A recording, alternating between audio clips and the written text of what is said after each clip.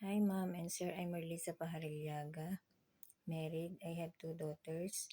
I have 13 years experience. 3 years in Middle East, 10 years in Singapore.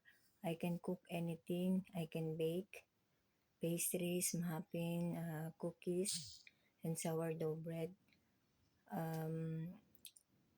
My employer now, they relocate to America month of middle July to end of July.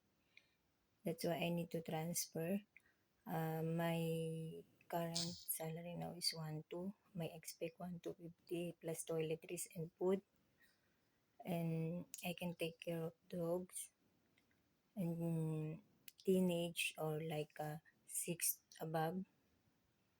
And I can go to the market, household chores, and I can manage the house. My expects day of Sunday and public holiday. And I can go vacation once a year. Thank you, Mom and Sir.